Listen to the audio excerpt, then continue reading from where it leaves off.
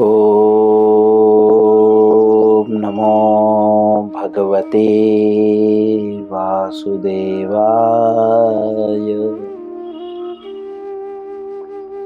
ओम नमो भगवते वासुदेवाय। ओम नमो भगवते वासुदेवाय।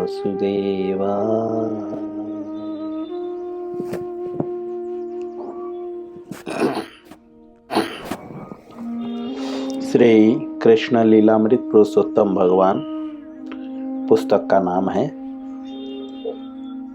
अध्याय 34वें पे हैं हम। अध्याय का नाम है विद्याधर मोक्ष तथा शंखचूर्ण वध। जैसा कि हम पढ़ रहे थे, श्री कृष्ण जी ने विद्याधर से पूछा कि तुम तो इतने सुंदर हो, उसके बाद कैसे तुम्हें ये सर्प का शरीर प्राप्त हो गया। तो विद्याधर ने अपनी पूरी कहानी बताई पूर्व जन्म की, कि किस तरह से उसे सर्प की योनि प्राप्त हुई, है ना। श्रील प्रभुपाद जी उसकी स्टोरी समाप्त होते ही कहते हैं कि यहाँ यह ध्यान देने योग्य है। क्या ध्यान देने योग्य है? कि कृष्ण की कृपा के पहले मनुष्य सदैव प्रकृति के गुणों के अधीन रहता है। प्रभुपाद जी बता रहे हैं कि विद्याधर ने जो स्टोरी बताई, तो उस स्टोरी के अकॉर्डिंग जो है यहाँ पे यह समझ में आ रहा है, या यहाँ पे यह समझने वाली बात है, ध्यान देने वाली बात है कि भगवान की कृपा के पहले जो है मनुष्य सदैव प्रकृति के गुणों के अधीन रहता है।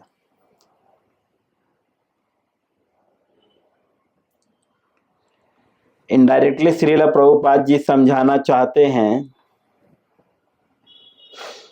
कि अगर भगवान की कृपा, कुछ लोग बोलते हैं ना हम पे भगवान की बहुत कृपा है, तो जिस पर भगवान की कृपा एक्चुअल में होती है वह प्रकृति के गुणों के अधीन नहीं रहता, स्वतंत्र हो जाता है। क्योंकि यहाँ पे लिखते हैं कि जो कृष्ण की कृपा के पहले, अर्थात जब तक उसे कृष्ण की कृपा नहीं प्राप्त है तब तक वह प्रकृति के गुणों के अधीन होता है।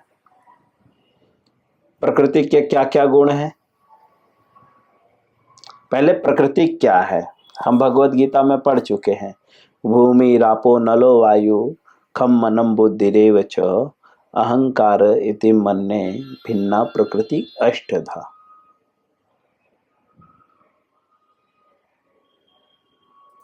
और प्रकृति के गुण क्या हैं? 3 गुण हैं, रजोगुण, तमोगुण और सतोगुण। ये प्रकृति के 3 गुण हैं, मूल हैं ये।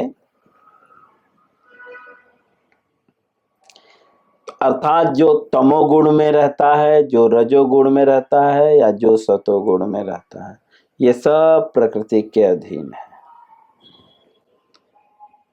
और जो जिस पे भगवान की कृपा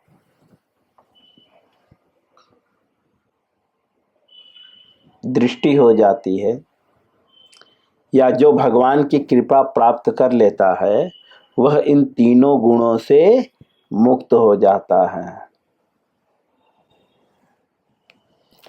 प्रकृति के गुणों के अधीन व्यक्ति के लक्षण क्या हैं?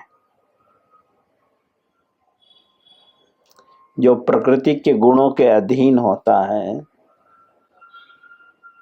वह सदैव परिवर्तनशील होता है।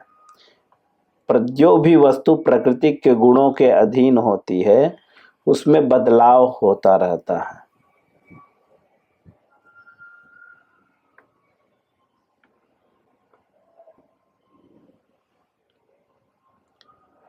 जो प्रकृति के गुणों के अधीन नहीं रहता वह शाश्वत है, उसमें कोई परिवर्तन नहीं आता। यह एक शब्द में उत्तर है कि प्रकृति के गुणों के अधीन और जो अधीन नहीं है, दोनों में अंतर क्या है। विस्तार रूप से भगवत गीता में हम पढ़ चुके हैं।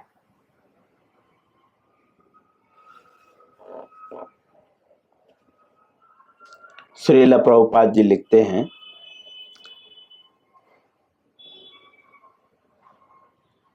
चाहे वह भौतिक दृष्टि से कितना ही उन्नत क्यों ना हो। प्रभुपाद जी कहते हैं कि यहाँ पर यह ध्यान देने की बात है कि कृष्ण की कृपा के पहले मनुष्य सदैव प्रकृति के अधीन रहता है, चाहे वो कितना भी उन्नत क्यों ना हो, वह प्रकृति के अधीन रहता है।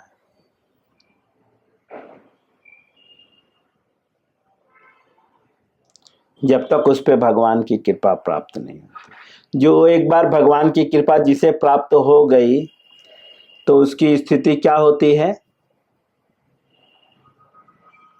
उसे भय नहीं होता। भजहु रे मन श्री नंद नंदन अभय चरणारविंद रे। जो भय मुक्त हो जाता है, त्रय तापों के होने पर भी वह विचलित नहीं होता, यह उसके लक्षण है।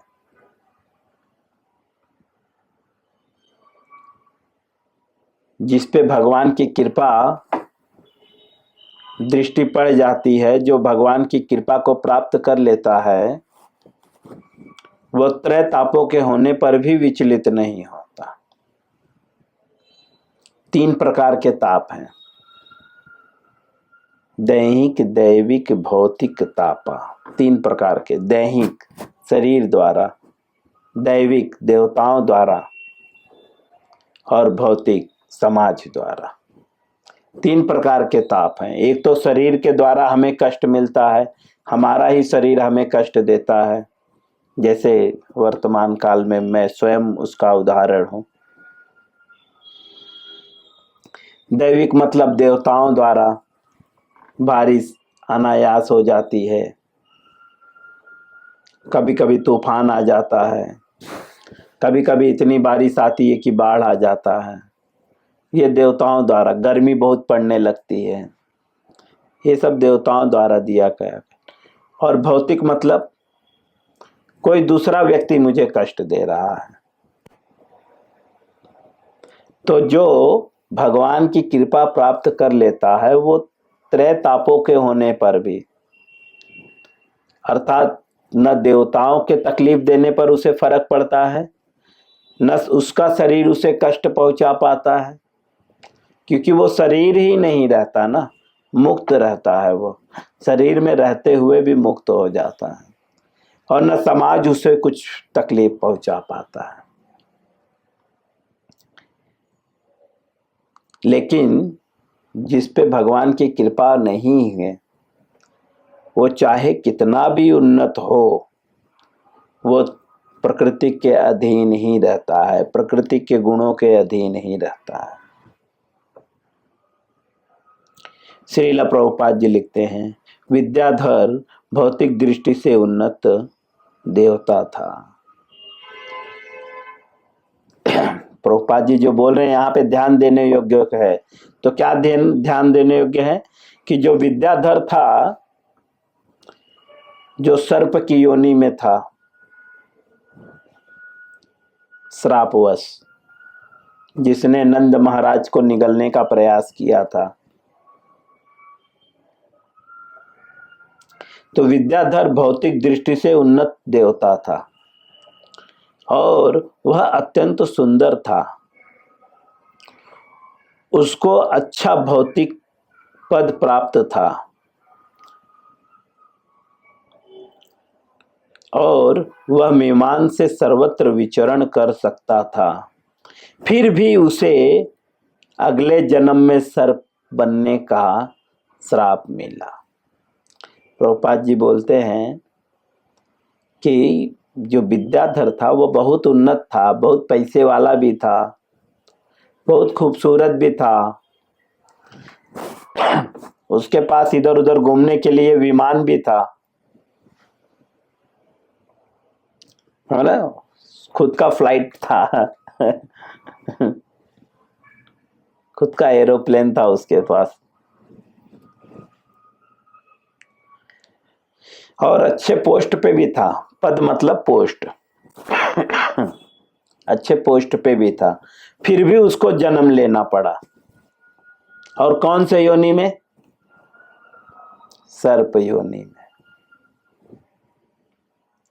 इनडायरेक्टली श्रील प्रभुपाद जी ये समझाना चाहते हैं कि आप कितना भी उन्नत क्यों ना हो जाओ, कितने भी पैसे वाले क्यों ना हो जाओ, कितना भी खूबसूरत क्यों ना दिखो, कितना ही बड़े पोस्ट पे क्यों ना बैठ जाओ, चाहे वो मंदिर का पोस्ट हो या बाहर का पोस्ट हो। मंदिर में भी पोस्ट होते हैं, president, vice president, temple commander, that this, चाहे कितने भी बड़े पोस्ट पे बैठ जाओ मंदिर के, लेकिन अगर भगवान की कृपा प्राप्त नहीं है तो अगले जन्म में आप सर्प भी बन सकते हो कुछ भी बन सकते हो। आगे लिखते हैं, कोई भी भौतिक दृष्टि से उन्नत व्यक्ति यदि वह सावधानी नहीं बरतता, घृणित निम्न योनियों में जाने के लिए श्रापित हो सकता है। प्रभुपाद जी कह रहे हैं, कोई भी व्यक्ति यदि वो सावधानी नहीं बरतता, किस लिए सावधानी नहीं बरतता? कर्म करने में, समझे? तो घृणित निम्न योनियों में जाने के लिए श्रापित हो सकता है।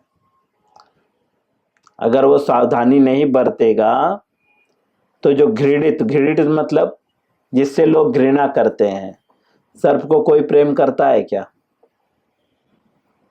सिर्फ मंदिर में पूजा के लिए पीतल का बनाकर, सोने का बनाकर, ओरिजिनल सर्प आ जाएगा तो उससे घृणा करते हुए लोग द्वेष करते हैं, मार के भगा देते हैं, मार भी डालते हैं।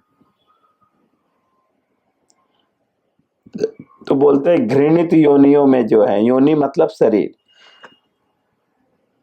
जन्म लेना पड़ेगा। लोगों की यह भ्रांति धारणा है कि एक बार मनुष्य देह प्राप्त करके कोई भी नीचे नहीं गिरता। श्रील प्रभुपाद जी कहते हैं लोगों में भ्रांति है, भ्रांति मतलब भ्रम है, मतलब कंफ्यूजन है, मतलब इनके अंदर जो वो सोचते हैं वो झूठा है, सही नहीं है। क्या सही नहीं है? कि एक बार मनुष्य जीवन लेने के बाद जो है दोबारा नीचे नहीं गिरते। प्रभुपाद जी बोल रहे हैं मनुष्य जीवन मिलने के बाद भी नीचे गिर सकते हैं अगर सावधानी पूर्वक कर्म ना करे तो। सावधानी पूर्वक कर्म ना करने का तात्पर्य है कि शास्त्र के अकॉर्डिंग कर्म करना। अगर व्यक्ति सावधानी से कर्म ना करे, शास्त्र के अकॉर्डिंग कर्म ना करे, तो निश्चित ही जो है वो नीचे गिर सकता है।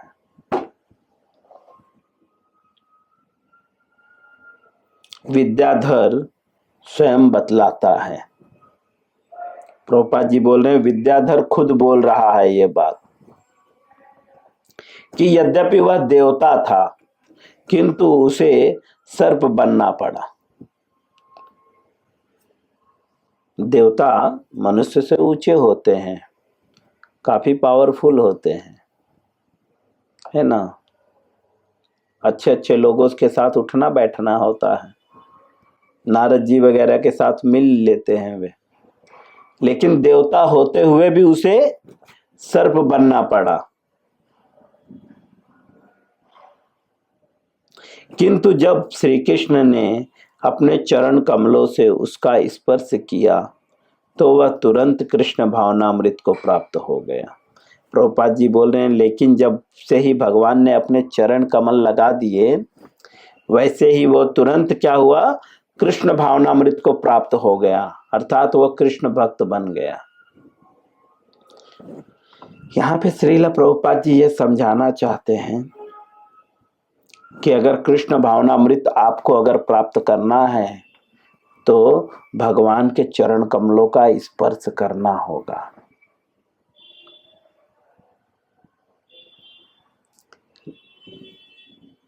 अगर भगवान का चरण कमल का स्पर्श प्राप्त हो जाए तो आप जो है कृष्ण भावनामृत को प्राप्त हो सकते हो। अब एक प्रश्न आ जाता है, प्रभु हम तो डेली भगवान के चरण कमलों को छू रहे हैं,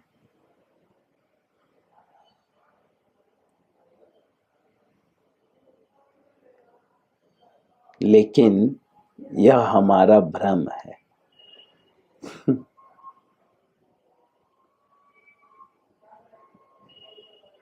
भ्रम है हमारा कि हम भगवान को डेली चरण कमल छू रहे हैं, क्योंकि वास्तव में अगर हम मानते हैं कि ये भगवान हैं तो बिना उन्हें खिलाए हम कैसे खा सकते हैं।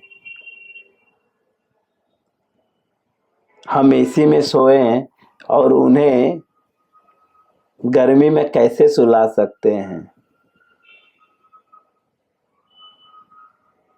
हमारे लिए जो है इतनी सारी व्यवस्था और उनके लिए एक छोटा सा डब्बा कैसे पॉसिबल है। यह दर्शाता है कि हम भगवान को भगवान बोलते हैं लेकिन मानते नहीं हैं।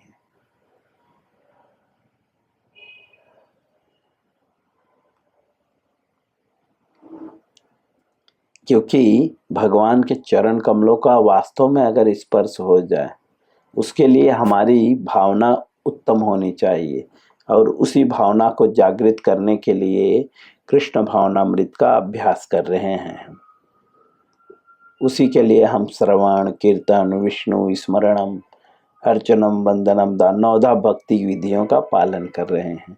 श्रील प्रभुपाद जी लिखते हैं आगे, परंतु उसने यह स्वीकार किया कि पूर्व जन्म में वह सचमुच पापी था। प्रभुपाद जी बोल रहे हैं, विद्याधर जो है स्वीकार किया कि वो पिछले जन्म में पापी था, इसके लिए उसको सर्प का योनि प्राप्त हुआ, लेकिन भगवान की कृपा से वह कृष्ण भावनामृत को प्राप्त हुआ। कृष्ण भावना भावित पुरुष जानता है कि वह श्री भगवान का दासा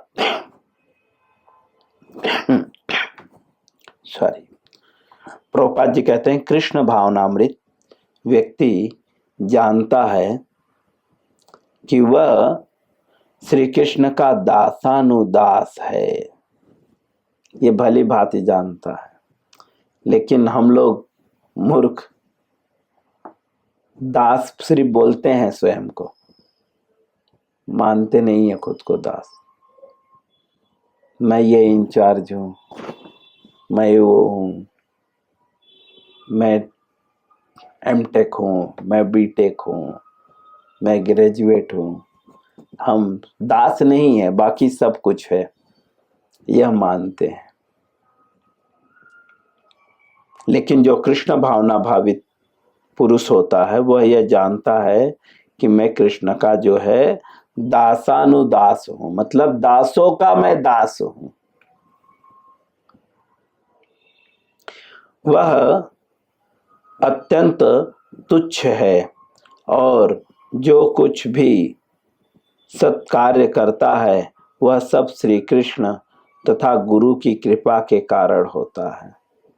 वह स्वयं को क्या मानता है? जो कृष्ण भावना भावित पुरुष होता है कि मैं सबसे तुच्छ हूं और मुझसे जो कुछ भी हो रहा है वो किसके कारण हो रहा है?